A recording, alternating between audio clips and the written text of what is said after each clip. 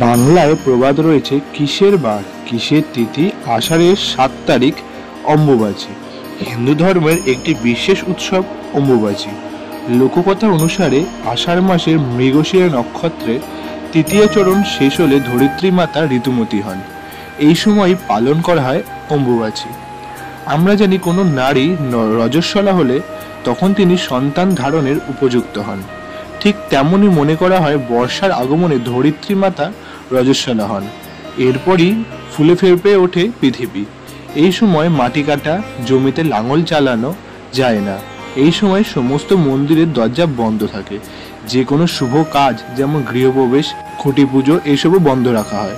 অম্বুবাচী ব্রতের সময় নিত্য পূজা সম্পন্ন হলেও মন্দিরের দরজা কখনো জনসাধারণের জন্য খোলা হয় না। আঞ্চলিক ভাষায় অম্বুবাচীর হরেক নাম রয়েছে, যেমন ভারতের কিছু জায়গায় অমাবতী বলেও পরিচিত এই উৎসব। আবার একাধিক স্থানে এই উৎসব রজ উৎসব নামেও পরিচিত। অম্বুবাচী শুরুর পর 3 দিন চলে এই উৎসব। এবছর অম্বুবাচী শুরু হয়েছে 22শে জুন, যা চলবে 26শে জুন পর্যন্ত। প্রতি বছর অম্বুবাচীর সময় কামাখ্যা মন্দিরে খুব ধুমধাম করে এটি সেলিব্রেট করা হয়। ধর্মীয় বিশ্বাস অনুসারে এই সময় দেবী কামাখ্যা রজস্বলা বা ঋতুস্রাব অবস্থায় থাকেন। প্রসঙ্গত 51 সতীপীঠের অন্যতম হল অসমের কামাখ্যা, যেখানে মাতা সতীর যোনি রয়েছে বলে ভক্তদের বিশ্বাস। কথিত আছে, যখন দেবীর এই দিন থেকে ঋতুস্রাব শুরু হয়, সেদিন থেকে গর্ভগৃহের দরজা আপনা আপনি বন্ধ হয়ে যায়। এই সময় কাউকে ভেতরে গিয়ে দর্শন করতে দেয়া হয় না। রজস্বলা শেষে দেবীকে স্নান করিয়ে সাজিয়ে তারপর মন্দিরের দরজা খুলে দেওয়ার রীতি রয়েছে। ভক্তদের বিশ্বাস, অম্বুবাচী চতুর্থ দিনে দেবী কামাখ্যা দর্শন করলে ভক্তরা সকল প্রকার পাপ থেকে মুক্তি লাভ করে। অম্বুবাচী চলাকালীন যখন মন্দিরের দরজা বন্ধ থাকে, তখন মন্দিরের পাশ দিয়ে বয়ে চলা ব্রহ্মপুত্রের নদীর জল এই 3 দিন লাল হয়ে যায়, যা ঋতুস্রাবকে প্রতিকৃতি হিসেবে ধরে নেওয়া হয়। তো চলুন এবছরের অম্বুবাচী মেলার কিছু পর্ব আপনাদের কাছে তুলে ধরলাম। ভিডিওটি কিন্তু কালেক্টেড। আপনারা মায়ের নাম নিয়ে ভিডিওটি দেখতে থাকুন আর কমেন্টে অবশ্যই জয় মা কামাখ্যা বলে দেবেন।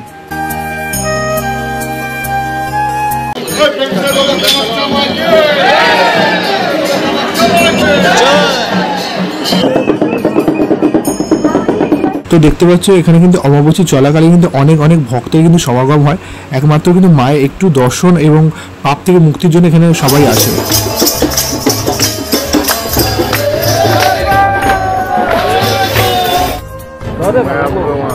তো তোমরা কিন্তু দেখতে পাচ্ছ এখানে কিন্তু অসংখ্য মানুষের কিন্তু জমায়েত হয়েছে কিন্তু এই অমাবস্যা মেলাতে।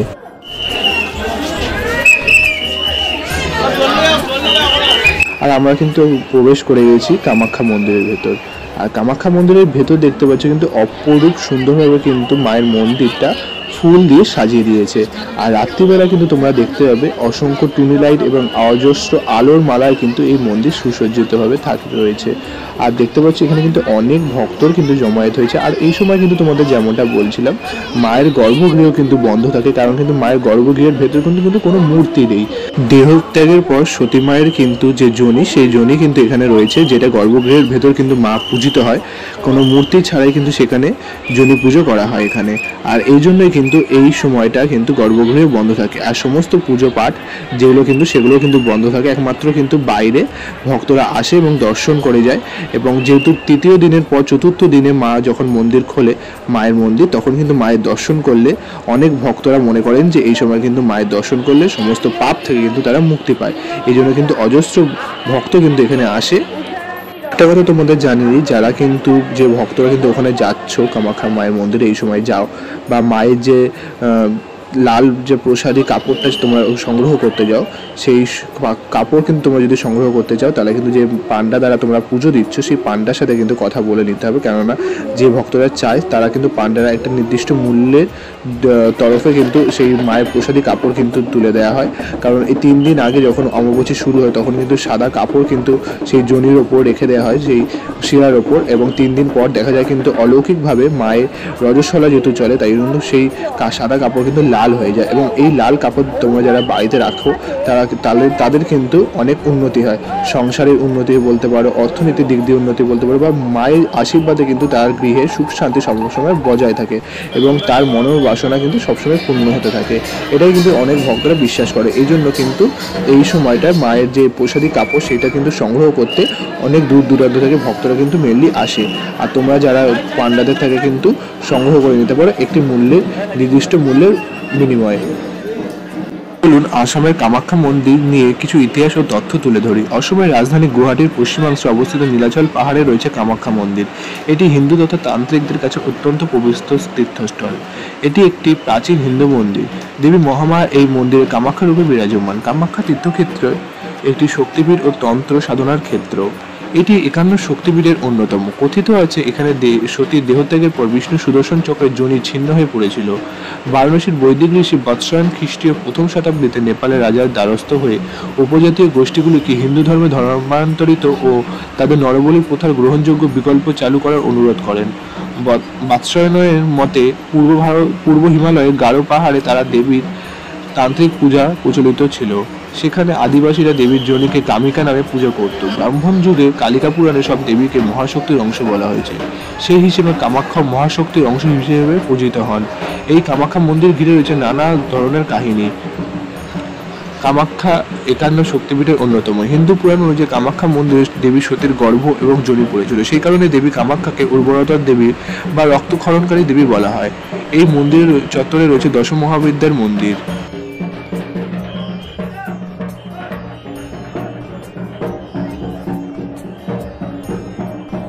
যখন এই অমাবস্যা চলে সেই উপলক্ষে সেখানে উপস্থিত হন লক্ষ লক্ষ ভক্ত। অবাক করা এই ঘটনার সাক্ষী হতে ভিড় জমান দেশ বিদেশি পর্যটকরা। কামাখ্যা মন্দিরে চারদিকে চলে নাম সংকীর্তন। অমাবস্যার শেষ দিন ভক্তদের রক্তবস্ত্র উপহার দেওয়া হয়। দেবী পীঠে সেই রক্তবস্ত্র ধারণ করলে মনস্কামনা পূর্ণ হয় বলে অনেক ভক্তরা বিশ্বাস করেন। অমাবস্যার মেলা আন্তর্জাতিক স্তরে বিখ্যাত। মেলাকে কেন্দ্র করে যে বিশাল আয়োজন করা হয় সেটা দেখবার মতো হয়।